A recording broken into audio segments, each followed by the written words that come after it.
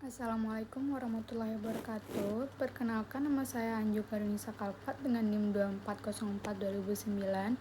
Baik, di video kali ini saya akan menjelaskan materi ekonomi publik terkait kebijakan ekonomi negara. Baik, kebijakan ekonomi adalah tindakan pemerintah suatu negara dalam menetapkan kebijakan atau keputusan di bidang ekonomi. Secara umum, kebijakan ekonomi di suatu negara dibedakan menjadi kebijakan fiskal, kebijakan moneter, kebijakan produksi, kebijakan perdagangan mancanegara, dan kebijakan ketenagakerjaan. Tujuan ditetapkannya kebijakan ekonomi adalah untuk mencapai kemakmuran masyarakat di suatu negara. Kebijakan ekonomi dapat pula mencakup di dalamnya sistem untuk menetapkan sistem perpajakan, suku bunga, dan anggaran pemerintah. Selain itu, kebijakan ekonomi juga mencakup pasar tenaga kerja, kepemilikan negara, dan ekonomi daerah dari intervensi pemerintah ke dalam perekonomian. Kadangkala, kebijakan semacam ini sering terpengaruh juga oleh lembaga-lembaga internasional seperti Dana Moneter Internasional atau Bank Dunia, serta keyakinan politik dari pihak-pihak yang memegang kekuasaan negara saat itu. Baik, selanjutnya yaitu jenis-jenis kebijakan ekonomi. Yang pertama yaitu kebijakan fiskal. Kebijakan ini melibatkan penggunaan anggaran negara atau APBN untuk mempengaruhi permintaan dan penawaran agregat serta kondisi pasar barang dan jasa. Contohnya adalah penerapan tarif pajak, pengeluaran negara, dan pembiayaan. Yang kedua yaitu kebijakan moneter. Kebijakan ini mengatur jumlah uang yang beredar dan menentukan tingkat bunga yang pada gilirannya mempengaruhi inflasi dan kegiatan ekonomi. Kegiatan ini dijalankan oleh bank sentral, misalnya melalui instrumen suku bunga. Yang ketiga yaitu kebijakan struktural. Kebijakan ini mencakup kebijakan di sektor-sektor spesifik seperti ketenagakerjaan, industri, perdagangan, dan pendidikan.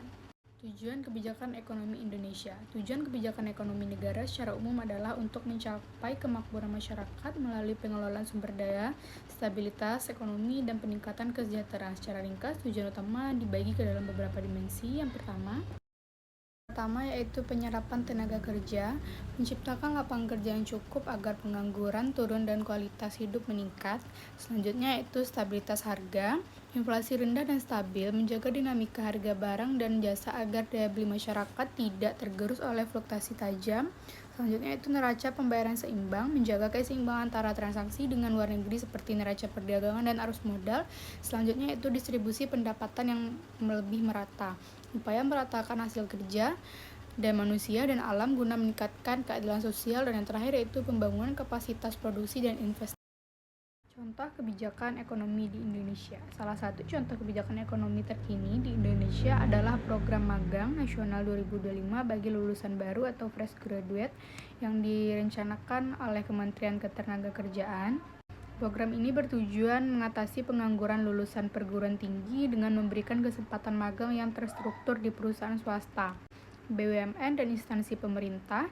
Peserta magang akan menerima gaji setara upah minimum provinsi atau UMP selama masa magang 6 bulan dan seluruh biaya ditanggung oleh pemerintah. Kuota awal program ini mencapai 20.000 peserta yang didistribusikan secara proporsional di seluruh provinsi, termasuk perhatian khusus untuk daerah 3T, terluar, terdepan, dan tertinggal. Program ini juga dirancang agar lulusan baru memperoleh pengalaman kerja yang relevan sekaligus meningkatkan daya serap tenaga kerja nasional.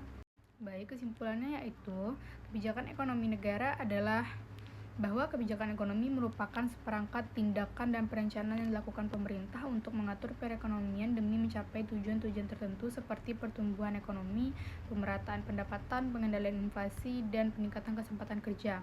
Kebijakan ini dapat bersifat jangka pendek untuk mengatasi masalah mendesak seperti inflasi dan pengangguran, maupun jangka panjang yang fokus pada efisiensi, produktivitas, dan kesejahteraan berkelanjutan. Instrumen utama kebijakan ekonomi meliputi kebijakan fiskal, moneter, dan efektivitas. Kebijakan ini penting untuk stabilitas ekonomi dan mendukung pertumbuhan yang berkelanjutan serta pemerataan kesejahteraan masyarakat. Baik, hanya itu yang dapat saya sampaikan. Saya juga Nisa Kalpat. Jika ada kata-kata yang salah, saya mohon maaf. Saya akhiri. Wabillahi taufiq wal hidayah. Assalamualaikum warahmatullahi wabarakatuh.